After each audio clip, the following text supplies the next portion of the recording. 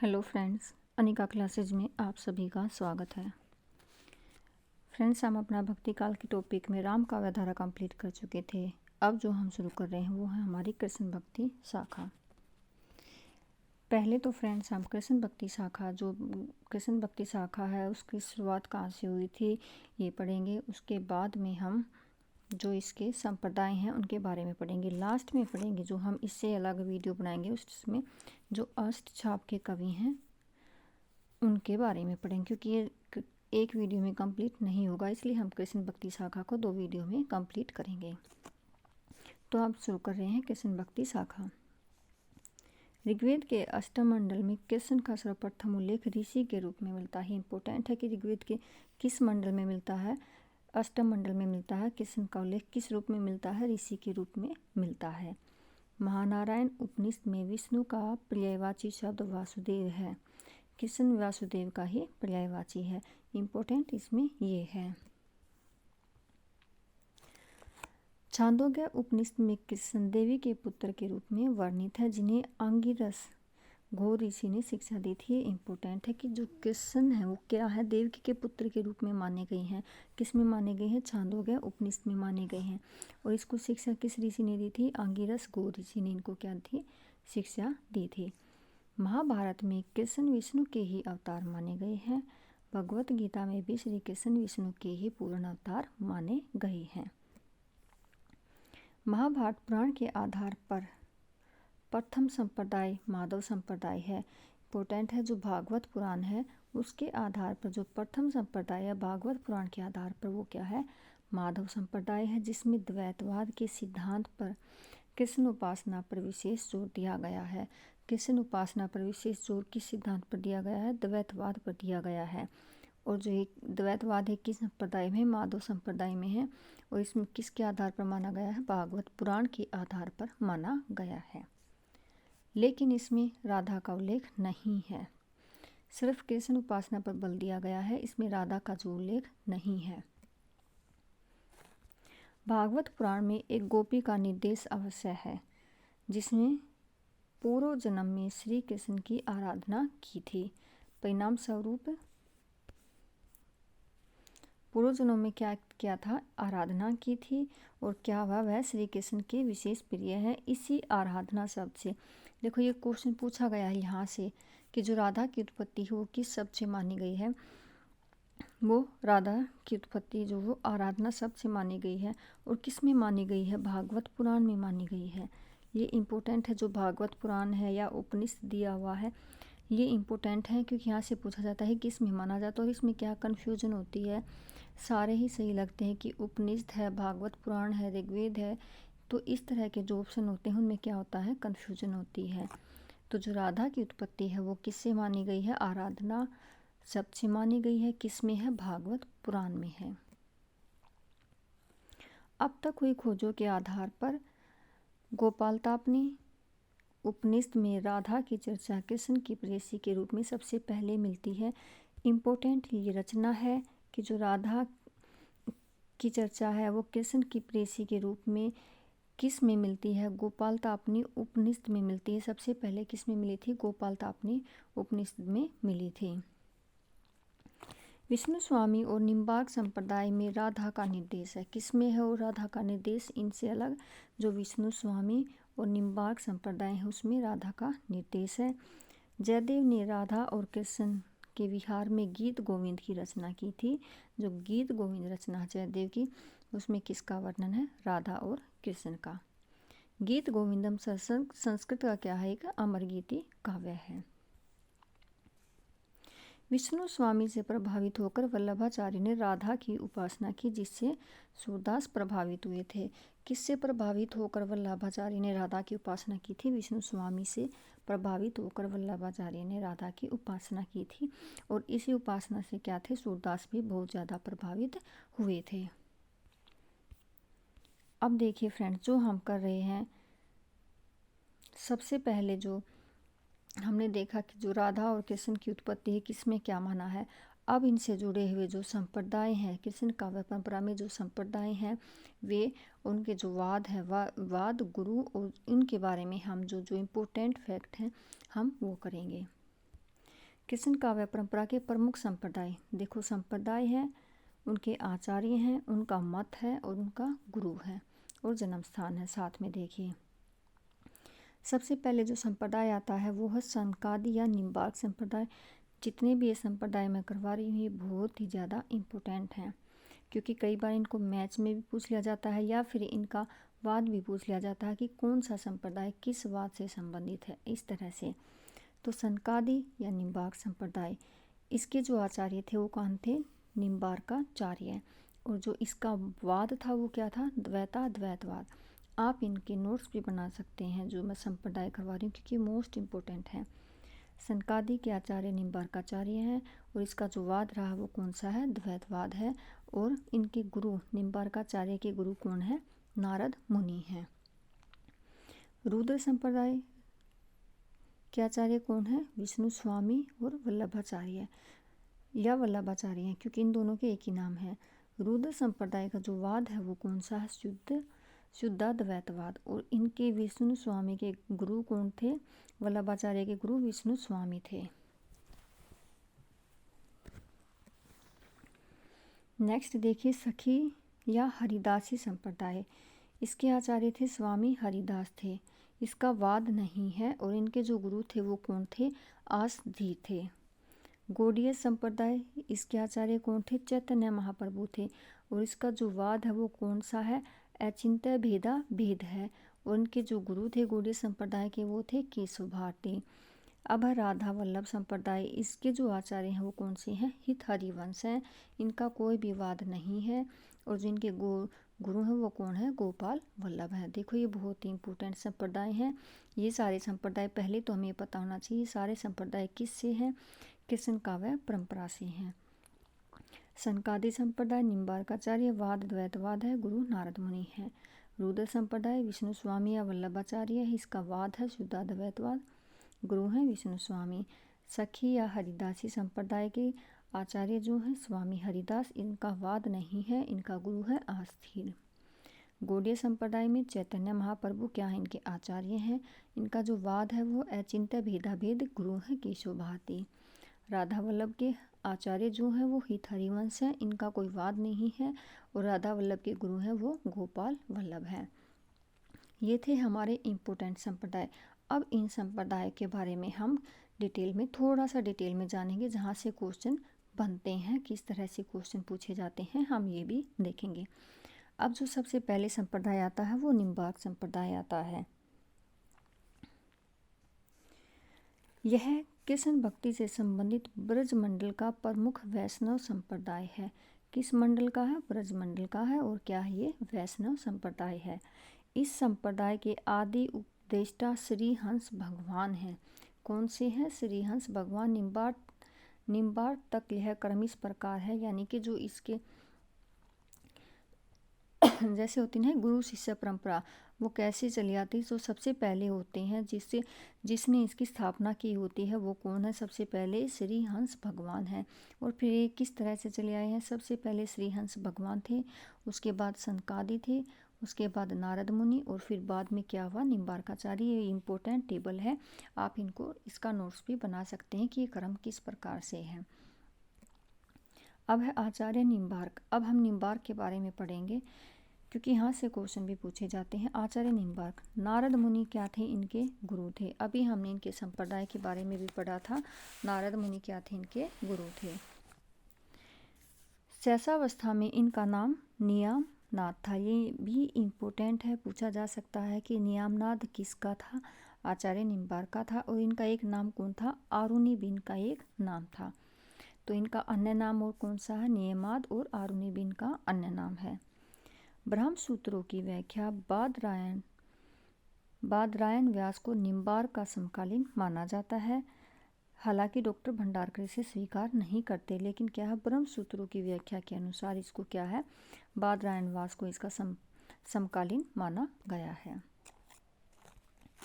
आगे देखिए,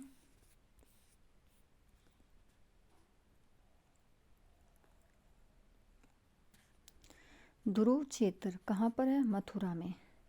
ध्रुव क्षेत्र में नियामानंद अपने आश्रम में एक बार जैन साधु से शास्त्र चर्चा में इतने लीन हो गए कि सूर्यास्त हो गया, वह भोजन की बेला न रही। इनका अपना एक सिद्धांत था कि सूर्यास्त के बाद क्या था, खाना नहीं खाते थे। जो जैन साधु थे वे क्या है, जितने भी काम होते थे वे सूर्यास्त से पहले ही कर लेते थे। नियमानंद पश्चाताप व वेदना से भर गए। फिर क्या था, नियमानंद को पता चला कि सूर्यास्त के बाद जो जैन साधु वो खाना नहीं खाते हैं, तो उनको क्या हुआ, अपने आप में पश्चाताप हुआ कि मेरी वजह से हम जो शास्त्रों पर चर्चा कर रहे थे, जो बातें कर रहे थे, वो इतनी गहरी होती चली गई कि उनको समय का पता ही नहीं चला। कई बार हमारे साथ भी ऐसा ही होता, तो उनको क्या हुआ, इस बात का बहुत ही ज़्यादा पश्चाताप हुआ। परंतु तभी आश्रम में नीम के वृक्ष के ऊपर सूर्य अपनी किरणें फेंकने लगा। ये इम्पोर्टेंट है। जैन साधु को तभी भोजन कराया गया। उसी दिन से नियमानंद का नाम क्या था, निम्बार्क, यानी कि नीम पर सूर्य के दर्शन कराने वाला।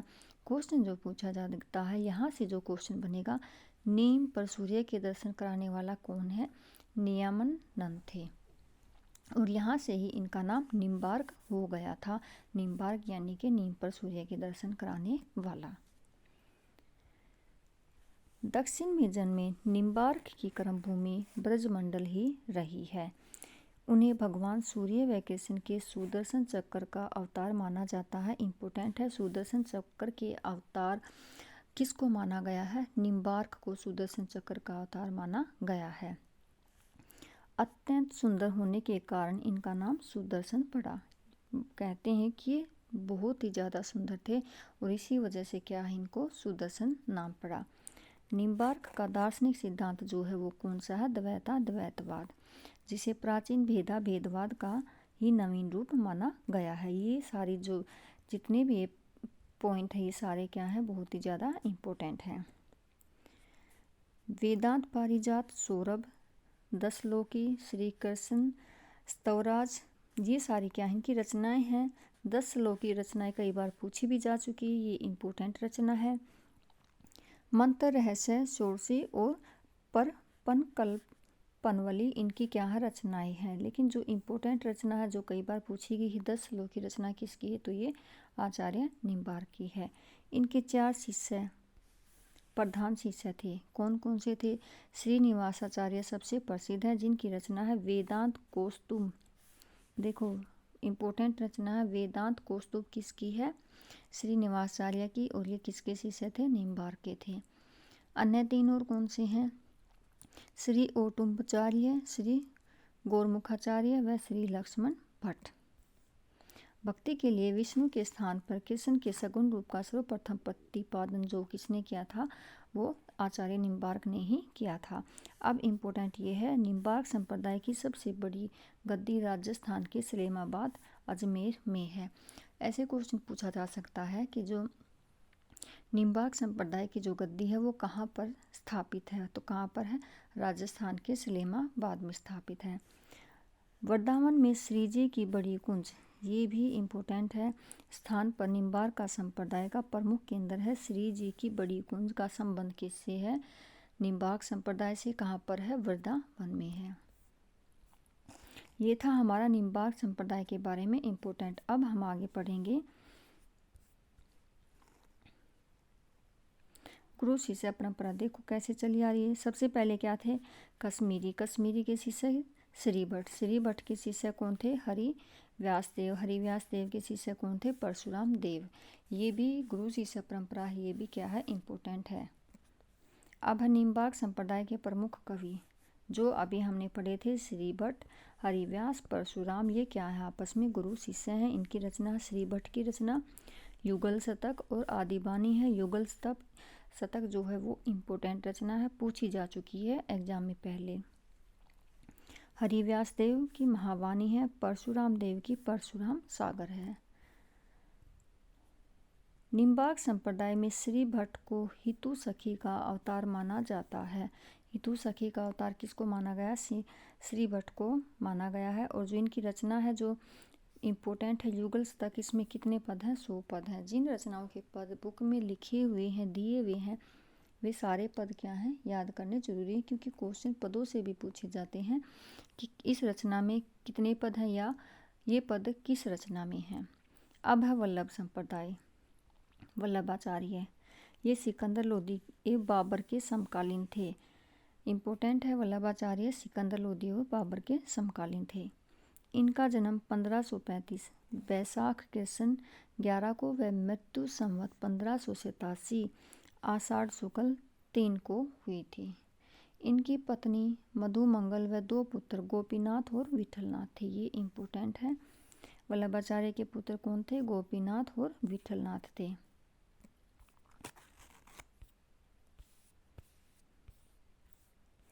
अब विठलनाथ वल्लभाचार्य संप्रदाय के बारे में हम देखो अब पढ़ लेते हैं। वल्लभाचार्य ने देखो सबसे पुष्टि मार्ग की स्थापना किसने की थी? वल्लभाचार्य ने की थी।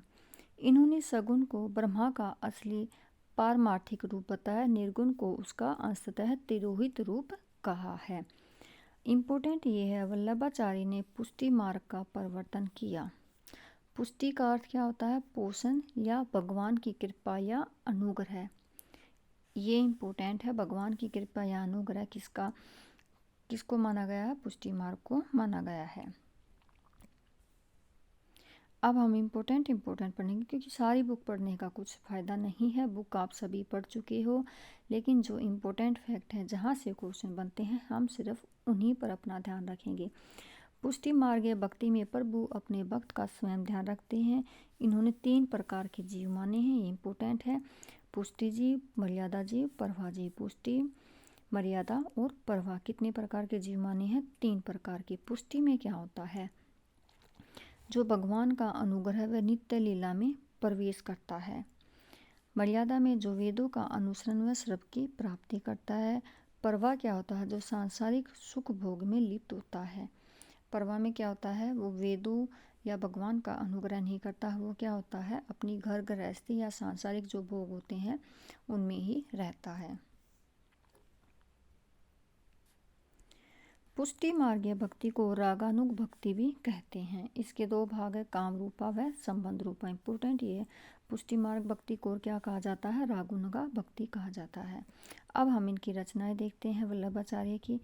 इम्पोर्टेंट हैं, पूछी भी गई हैं पहले भी। पूर्व मीमांसा भाष्य है, इसका क्या है? थोड़ा सा ही अंश मिलता है, ये पूर्ण रूप से नहीं मिली है।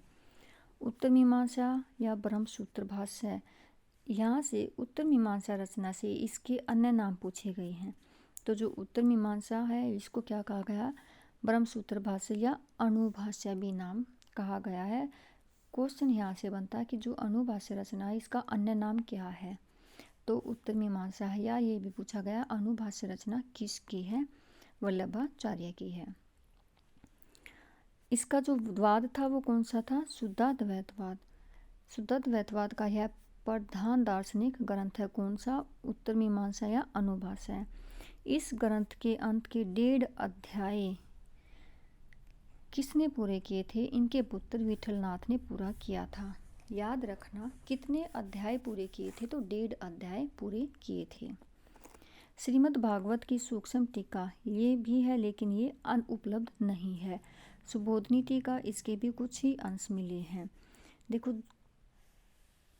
16 जो है इसके छोटे छोटे प्रकरण ग्रंथ हैं। और ये क्या है? पुष्टि, प्रभा, मर्यादा इनमें प्रसिद्ध ग्रंथ है। यानी कि इनके जो छोटे छोटे ग्रंथ मिले हैं वो कितने माने गए हैं? वो माने गए हैं 16। और उनमें जो प्रमुख है वो कौन सा है? पुष्टि, प्रभा, मर्यादा। जो 3 जीव अभी हमने पढ़े थे उन्हीं को मिलाकर एक ग्रंथ लिखा गया है, पुष्टि, प्रभा, मर्यादा। ये क्या है? प्रसिद्ध ग्रंथ है। अब इसमें इम्पोर्टेंट देखिए, श्रीनाथ जी के मंदिर का निर्माण वल्लभ के शिष्य पूरनमल खत्री ने गोवर्धन पर्वत पर संवत 1576 ईस्वी में पूर्ण कराया था। श्रीनाथ जी का मंदिर किसने पूरा किया था? जो वल्लभाचार्य के शिष्य हैं पूरनमल खत्री ने। कब किया था? संवत 1576 में। और ये कहाँ पर है? गोवर्धन पर्वत पर है। विठलनाथ ने वल्लभाचार्य के पुत्र कौन थे? विठलनाथ थे और गोपीनाथ थे, के ग्रंथों की टीकाएं लिखी। इसके अतिरिक्त उन्होंने विदोमंडल, भक्ति निर्णय व श्रृंगार रस मंडल की भी रचना की है। वल्लभ संप्रदाय में अष्ट छाप की सेवा का उल्लेख है। मंगलाचरण, श्रृंगार, गवाल, राजयोग, उत्थान, भोग, संध्या, आरती, शयन। तो ये क्या है, ये सारी इनकी अष्ट छाप की क्या है, नवधा भक्ति है। ये सब किसके अंतर्गत आते हैं, नवधा भक्ति के अंतर्गत आते हैं। ये किस में है, अष्ट छाप में है। वल्लभाचार्य के 84 शिष्य जो हमारे अष्ट छाप के 8 कवि हैं वो कहाँ से लिए गए हैं, जो वल्लभाचार्य के 84 शिष्य और विठलनाथ के जो 252 शिष्य हैं उनमें से छांट करके 8 शिष्य जो लिए गए हैं, जो अष्ट छाप की स्थापना की गई है वो यहीं से की गई है। अब देखो ये 84, ये 252, इन पे रचना लिखी गई है 84 वैष्णव वन की वार्ता। सभी को पता होगा 252 वैष्णव वन की वार्ता ये किसने लिखी है, गोकुलनाथ ने लिखी है। इनके वल्लभाचार्य के क्या थे, पुत्र थे।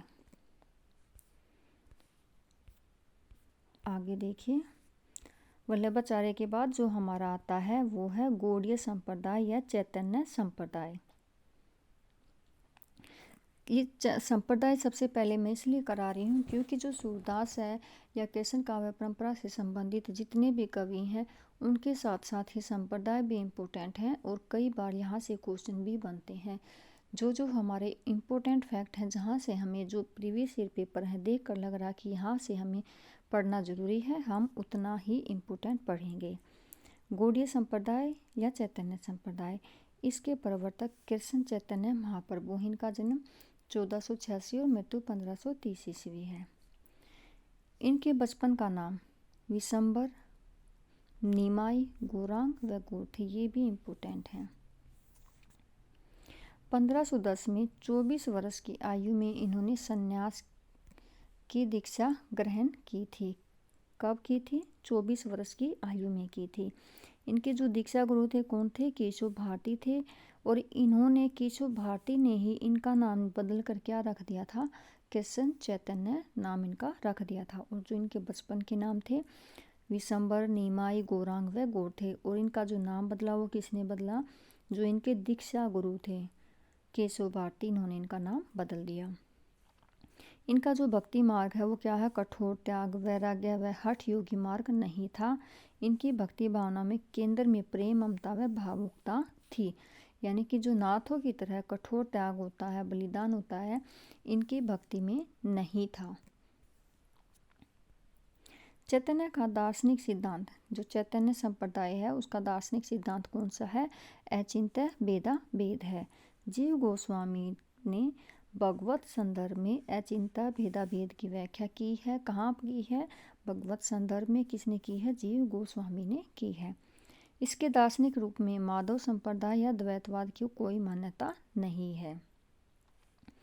बलदेव विद्याभूषण ने गीत गोविंद भाषा में भी क्या है, इसकी व्याख्या की है। राम राय पहले विठलनाथ के शिष्य थे। बाद में क्या हुआ, जगन्नाथपुरी में जो श्री नित्यानंद है उनसे इन्होंने क्या किया था, दीक्षा ग्रहण कर ली थी। और फिर इसके बाद क्या हुआ था, संस्कृत तथा ब्रज भाषा पर ये क्या है, दोनों का पर इनका क्या हो गया था, बराबर अधिकार हो गया था।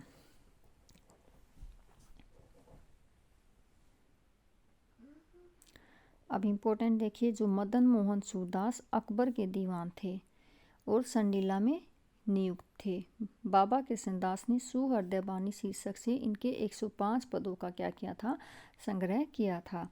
क्वेश्चन ऐसे बन सकता, जो मदन मोहन सूरदास थे वो कहाँ के थे, अकबर के क्या थे, दीवान थे।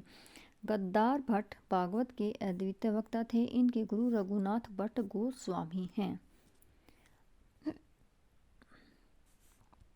हित 84 से प्रेरणा लेकर चंद्र 84 रचना लिखी गई। किसने लिखी थी, चंद्र गोपाल ने लिखी थी। अब जो इम्पोर्टेंट है हम सिर्फ उतना ही देखेंगे। ये तो था क्या था, निम्बार्क संप्रदाय के बारे में। सिर्फ निम्बार्क जो संप्रदाय है हमें उसके प्रवर्तक, उसका वाद और जो निम्बार्क संप्रदाय जो गुरु थे उनके बचपन का नाम, उनका गुरु और उनका नाम जो बदल कर रखा गया था वो नाम किसने रखा था, केशव भारती ने। इम्पोर्टेंट यही है। अब जो इस संप्रदाय के अन्य कवि हैं, जो इम्पोर्टेंट कवि हैं, हम उनको देखेंगे। सबसे प्रमुख कवि देखो, सबसे पहले जो आता है हित हरिवंश आता है। हित हरिवंश का विवाह क्या है, रुक्मणी देवी से हुआ था। 1533 में ये वृंदावन आए थे। गुरु के रूप में श्री राधा जी को स्वीकार किया था। इन्होंने कृष्ण को नहीं, हित हरिवंश में ने कृष्ण को नहीं किया था, राधा को स्वीकार किया था। हरिराम व्यास जी ने, ये इम्पोर्टेंट है, ये बहुत इम्पोर्टेंट है। देखो इनके बारे में, हरिराम व्यास, पहले तो आपको ये नाम याद होना चाहिए। हरिराम व्यास ने इनकी मृत्यु पर बहुत विहिल करने पर लिखा था, बड़ो अभाग्य अनन्य सभा को उठी गयो ठाठ सिंगार। मोस्ट इम्पोर्टेंट पंक्ति है, किसने कही थी? हरिराम व्यास ने। किस किस संदर्भ में कही थी? हित हरिवंश के संदर्भ में कही थी। इनके द्वारा ब्रज भाषा के प्रचार प्रसार में क्या है? बहुत सहायता मिली। अपनी रचना की मधुरता के कारण ये कृष्ण या वंशी के अवतार भी कहे जाते हैं। हित 84 पर प्रेमदास व लोकनाथ कवि ने टीका लिखी थी। किसने लिखी थी टीका? प्रेमदास व लोकदास ने लिखी थी। वृंदावन में इनकी स्तुति व वंदना में हित जी की सहस्त्र नामावली व चतुर्भुजदास ने हितजू को मंगल लिखा था। दोनों ही रचनाएं इम्पोर्टेंट हैं। वृंदावन में इनकी स्तुति, किनकी स्तुति? हित हरिवंश की स्तुति की वंदना में हित जी की सहस्त्र नामावली व चतुर्भुजदास ने हितजू को मंगल लिखा था। हित परमानंद जी व ब्रज जीवन दास ने इनकी जन्म बधाइयाँ लिखी। इनकी ब्रज भाषा बहुत समृद्ध व प्रांजल है। इन्होंने ब्रज व संस्कृत में भी क्या है? रचनाएं लिखी हैं। तो हरिदास के हित हरिवंश के संबंध में जो है, एक तो ये पंक्ति इंपॉर्टेंट है, किसने कही थी? हरिराम व्यास ने इनकी मृत्यु पर कही थी। और इनकी जो रचना है हित 84, इस पर टीका किसने लिखी? प्रेमदास व लोकदास ने लिखी थी। और फिर चतुर्भुजदास ने जो इनकी वंदना में रचना लिखी थी, हितजू को मंगल, ये लिखी थी। अब है हरिराम व्यास। ये ओरछा नरप मधुक शाह के राजगुरु थे। हरिराम व्यास को वैष्णव भक्तों में विशाख सखी के अवतार के रूप में जाना जाता है। चतुर्भुजदास अर्थ छाप के कवि, ये इनको अलग माना गया है कि जो ये चतुर्भुजदास हैं और जो अष्ट छाप के कवि चतुर्भुजदास हैं, ये अलग हैं। लेकिन मिश्र बंधु रामचंद्र शुक्ल, राम कुमार वर्मा ने क्या है? इनको एक ही व्यक्ति माना है। इनको क्या है? एक ही व्यक्ति माना है। अब है ध्रुवदास।